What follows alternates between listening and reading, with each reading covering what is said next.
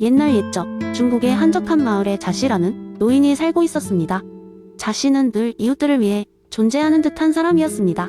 그는 누구보다도 열심히 일하여 자신의 손으로 키운 농작물을 이웃들과 함께 나누고 다른 이들이 필요한 도움에 발벗고 나서는 존재였습니다. 그 덕분에 마을 사람들은 모두 그를 존경했고 어떤 이들은 그를 공자의 사상을 재현한 인물이라고 불렀습니다. 어느 날 자씨는 마을 회관에서 열린 회의에 참석했습니다. 마을 사람들은 각자의 농작물을 얼마나 팔았는지, 이익이 얼마나 남았는지와 같은 숫자의 골몰에 있었습니다. 하지만 자씨는 그들이 놓치고 있는 중요한 것을 알고 있었습니다. 그는 자리에서 일어나 말했다. 친구들, 숫자와 결과에 집중하는 것도 중요하지만 우리는 무엇보다도 인을 잊어서는 안 됩니다. 서로에게 마음을 주고받고 도움을 나누는 것이야말로 진정한 부유함 아닐까요? 처음엔 그저 이상적인 말로 들렸던 자씨의 발언은 이후 여러 사람들에게 깊은 울림을 주기 시작했습니다. 자씨는 구체적인 이야기를 들려주었습니다. 저기 있는 저울씨를 보십시오. 그의 아내가 병으로 누워있을 때 우리는 어떻게 행동했습니까? 저울씨는 힘들었지만 자신의 문제를 홀로 해결하려 하지 않았습니다. 그는 우리에게 도움을 구했고 우리는 기꺼이 그의 가족을 돕기 위해 모금 운동을 벌였죠. 그 결과 그의 아내는 건강을 회복했고 그는 우리에게 감사를 전할 수 있었지 않습니까? 이것이 바로 인이 우리 삶을 어떻게 변화시키는지를 보여주는 예입니다. 회의에 참석한 사람들은 고개를 끄덕이며 동의했습니다. 그들은 자신들 안에 있는 인의 존재를 다시금 깨닫고 숫자 이외에 진정으로 중요한 것이 무엇인지 성찰하게 되었습니다. 그 후로 마을 사람들은 자씨의 말을 마음에 새기고 실천하기 시작했습니다. 그들은 매년 벌어들이는 수확량 외에도 얼마나 많은 웃음을 이웃에게 전했는지, 아이들에게 어떤 가르침을 전했는지를 평가하는 시간을 가졌습니다. 이러한 과정에서 그들은 공동체 안에서 더 큰 만족과 행복을 누릴 수 있게 되었습니다. 결국 자씨가 고안해낸 인을 기반으로 한 공동체 행동 규범은 먼 지역들까지 소문이 나 다른 마을 사람들에게도 귀감이 되었습니다. 사람들은 자씨를 마을의 공자라고 부르며 그의 지혜와 가르침에 고마워했습니다. 자씨는 생을 마감할 때까지도 인의 가치를 전파하는 일을 멈추지 않았습니다. 그는 일찍 이 공자가 말한 대로 이는 사람이 사람다울 수 있도록 하는 덕목이자 진정한 행복의 길임을 굳게 믿었습니다. 그의 삶은 마치 한 편의 인에 관한 동화 같은 이야기가 되었고 마을 사람들은 그가 남긴 메시지를 통해 평화롭고 조화로운 공동체를 유지해 나갈 수 있었습니다. 두 번째 이야기, 옛날 옛적 작은 마을에 맹자 팬클럽이 있었다. 이들은 맹자의 성선설을 매우 철저히 믿고 있었고 이를 마을 모든 사람들에게 전파하고자 했다.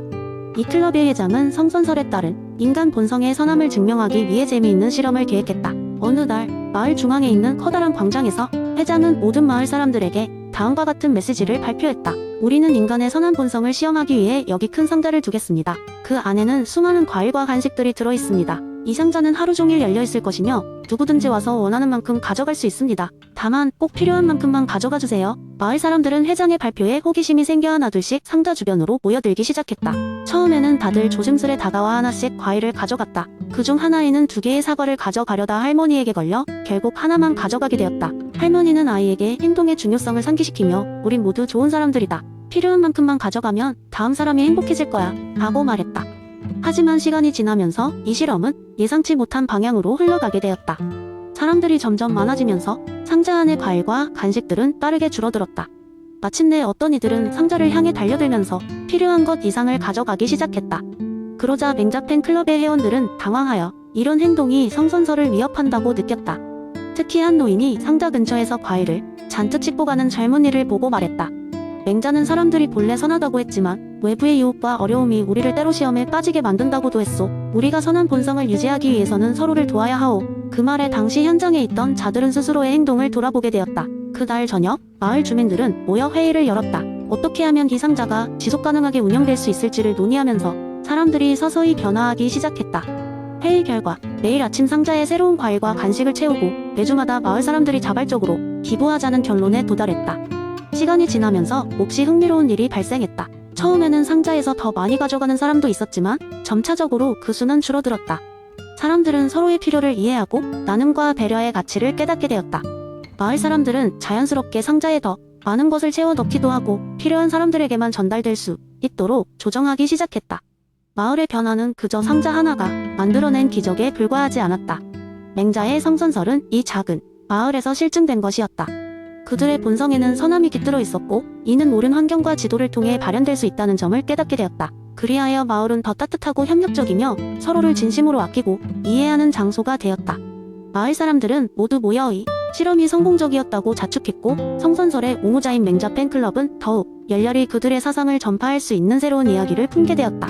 이는 단 하나의 작은 상자여도 충분히 사람들을 변화시킬 수 있다는 교훈을 주었고 그 이후로도 마을 사람들은 서로의 선함을 믿으며 함께 성장하며 살아가게 되었다. 이 이야기는 맹자의 성선설이 실생활에서 어떻게 구현될 수 있는지를 보여주며 인간 본성의 선함이 올바른 지침과 환경을 통해 발현될 수 있음을 일깨워 주었다. 세 번째 이야기. 옛날 옛적 한 마을에 자연의 달인이라는 별명을 가진 노인이 살고 있었습니다. 그의 이름은 장자였고 그는 자신의 삶을 통해 무의자연히 철학을 몸소 실천하며 살아갔습니다.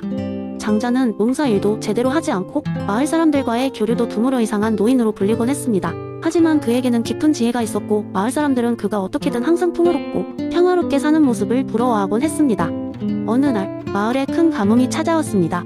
마을 사람들은 모두 흥분하여 물을 찾아 우왕좌왕하며 이성을 잃기 일보 직전이었습니다. 그런데 장자는 여전히 여유로운 모습으로 자신의 빈약한 밭에서 초록빛 작물이 자라는 것을 조용히 바라보고 있었습니다.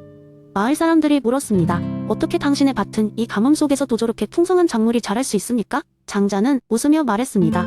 나는 자연에게 맡겼답니다. 물을 억지로 끌어들이지 않고 땅이 스스로 물을 보존하게 했지요. 그리고 씨앗을 심은 이후에는 그저 자연이 필요로 하는 양만큼의 관심만 줄 뿐 많은 것을 하지 않았으니까요. 마을 사람들은 이해할 수 없었습니다. 그렇다면 우리는 어떻게 해야 합니까?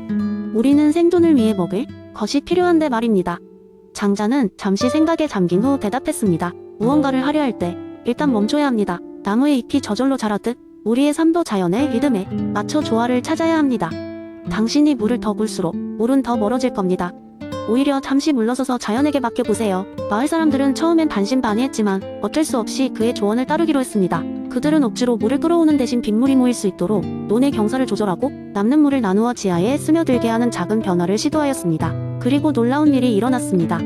시간이 지나면서 땅은 자연적으로 회복되었고 가뭄이 끝나며 풍성한 수확이 가능하게 되었습니다. 마을 사람들은 장자의 지혜에 감탄하며 그의 철학인 무의자연을 조금씩 이해하게 되었던 것입니다.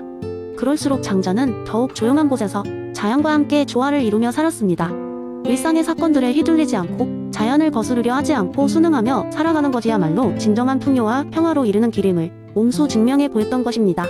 무의자연의 철학은 가끔은 아무것도 하지 않는 것이 가장 강력한 행동일 수 있다는 메시지를 남기며 마을 사람들의 삶 속에서 오랜 시간 살아 숨쉬게 되었습니다. 네 번째 이야기. 옛날 조선시대의 한적한 마을. 그곳에는 탐구심이 강한 젊은 학자 이름하여 재민이 살고 있었습니다. 재민은 퇴계 이황의 학문에 심취해 있었고 특히 그의 이기지 묘 이론에 큰 관심을 가지고 있었지요. 하지만 이 이론을 사람들에게 설명하는 것이 결코 쉬운 일이 아니었습니다. 그 당시 학문적 개념들은 되게 복잡하고 철학적인 내용이었기 때문에 사람들은 쉽게 이해하지 못하거나 심지어 지루해하기 일쑤였습니다. 어느 날 재민은 마을에 열리는 시장에서 우연히 재미있는 광경을 목격하게 됩니다. 한쪽에서는 요리 솜씨로 유명한 아줌마가 다양한 요리를 선보이고 있었고 다른 쪽에서는 꼬마 아이들이 자그마한 연극 무대를 만들어 동네 사람들을 즐겁게 하고 있었습니다.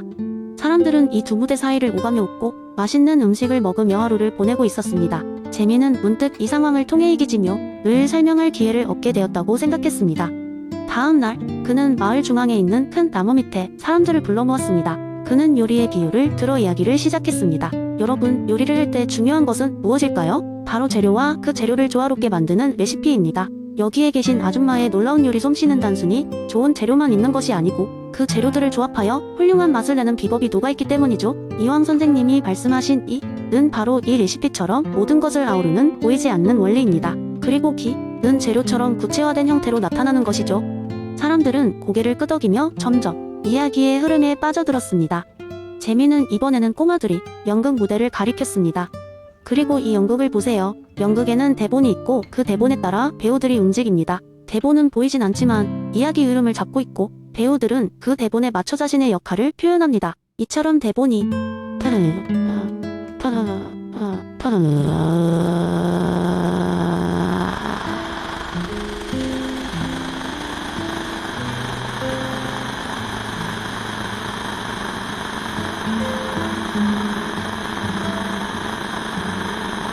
라고 한다면 배우들 각자가 연기하는 것이 기인 것입니다. 사람들은 점차 이기지묘의 개념을 이해하기 시작했습니다.